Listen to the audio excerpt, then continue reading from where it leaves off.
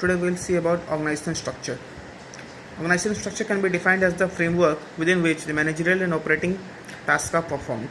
An organization structure provides the framework in which enables the enterprise to function an integrated unit by regulating and coordinating the responsibilities of individual departments. So organizational structure is the framework within which the managerial activities perform. All the tasks are performed within the framework of the organization structure. Now, what is the need of an organization structure and what is the benefit that we achieve from an adequate organization structure? We'll say about it. Number one, it specifies the relationship between people, work and resources. Number two, it allows correlation and coordination among human, physical and financial resources and enables a business enterprise to accomplish the desired goals. A proper organization structure is essential for the smooth flow of communication and better control over the operations of a business enterprise, as well as it results in profitability of the enterprise. So what we understand from the benefits of the adequate organization structure is it helps in proper and smooth flow of communication between all the departments all over the enterprise. Still, the coordination and correlation between all the human,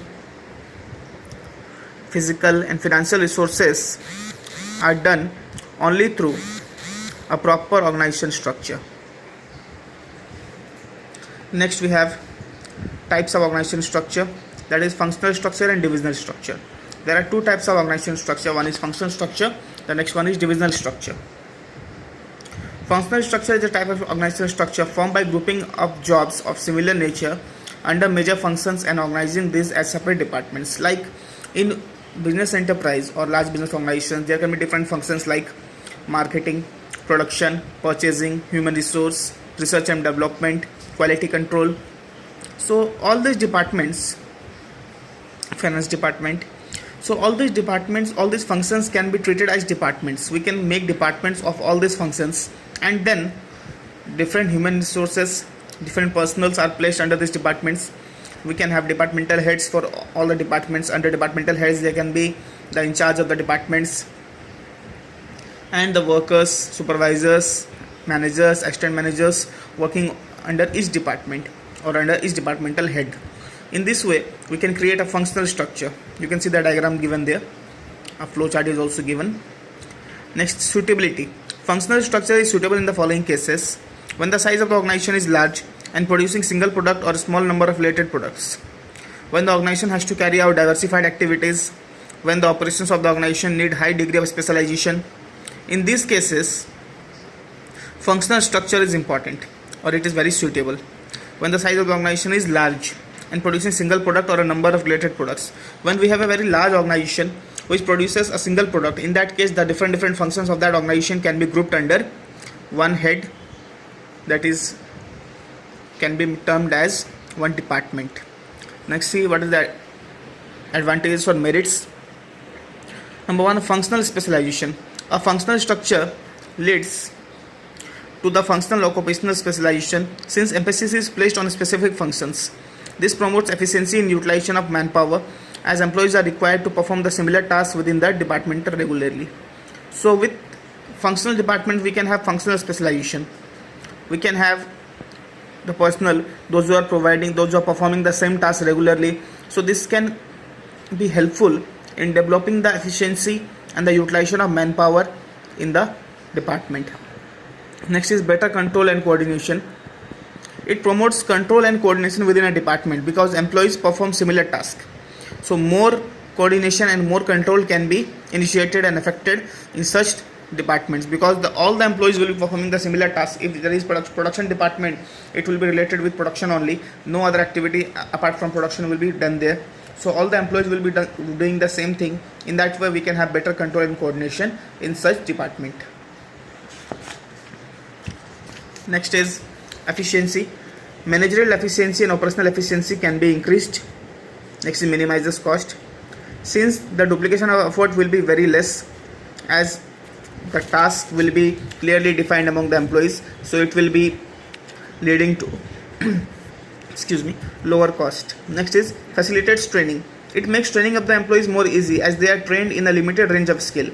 Employees of marketing departments are given training of marketing techniques only. So in this way, the training is quite easy. Next is proper attention. It ensures that different functions like production, marketing, finance, etc. are given due attention, because we have a different department for all the enterprise, all the functions. So due attention can be provided to all the functions.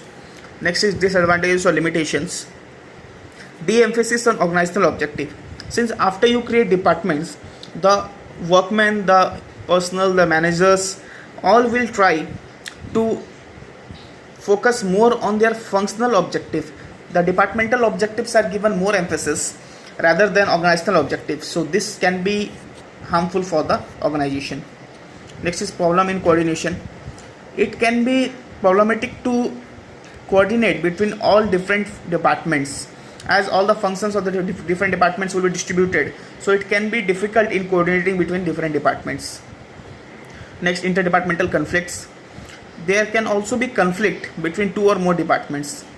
For example, the sales department may insist on a customer friendly design which may cause difficulties for the production department. So there can be interdepartmental conflict. Next is inflexibility. Since employees are getting training of one function only, so the employees of one department won't be able to function or shifted to other departments. And at last we have difficulty in fixing accountability. In such cases, it is quite difficult to hold any particular department responsible for any problems. When sales are declining, if you consider an example, in declining sales, it is very difficult to hold which department is responsible for such decline in sales. So it will be also difficult to fixing the responsibility of all the departments, fixing the accountability of each department. Next we have divisional structure.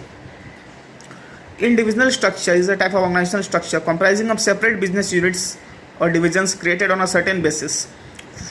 Generally it is product manufactured.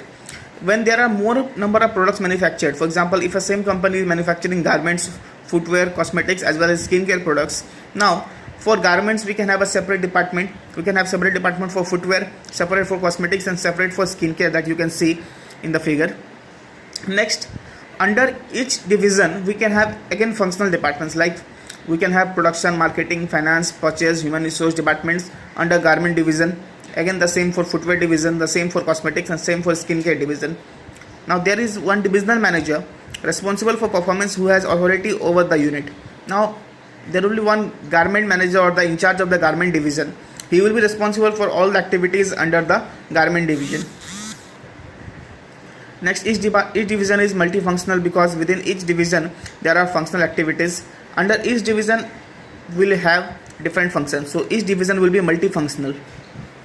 Each division is self-contained as it develops enterprise in all functions related to product line. In one product line, all the functions are to be conducted under the same division.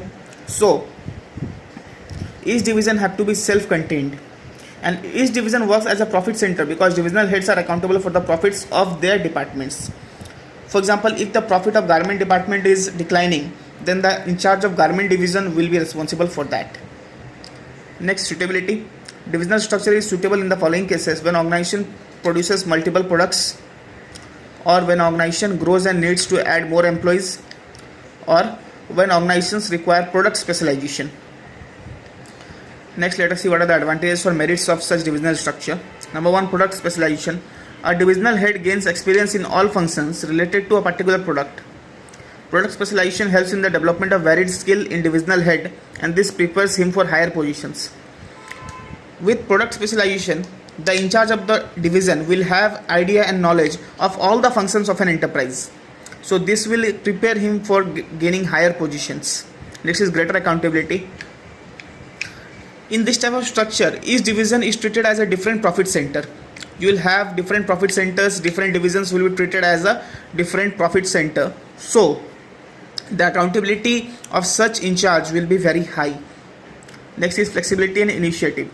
It promotes flexibility and initiative